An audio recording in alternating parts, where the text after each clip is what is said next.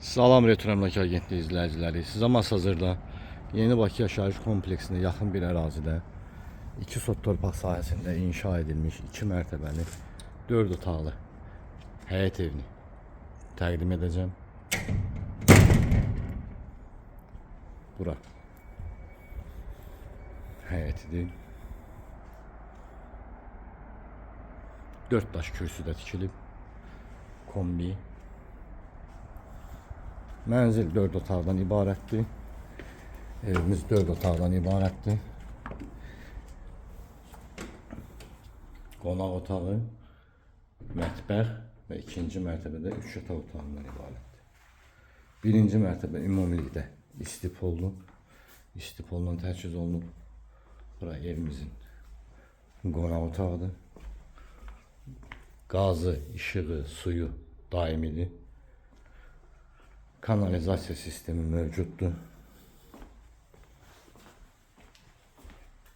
Bu evimizin mətbəxidir. Çıxarış var. İpoteka yararlıdır. Sanitar qurşağıdır. Birinci mərtəbənin. Qalxırıq ikinci mərtəbəyə.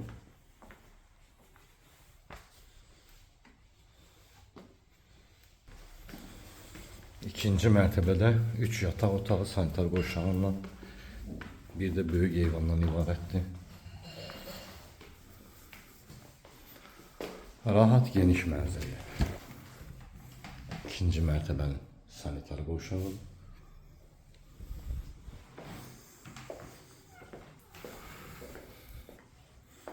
Evin birinci yataq otağıdır. İkinci yataq otağı. Ve bu da üçüncü yataq otağıdır. Çıxırıq eyvana. Çok büyük, geniş eyvanı var. Ətraflı məlumatı telefon vasitəsilə əldə edə bilərsiniz. Kanalımıza abunə olmağı unutmayın.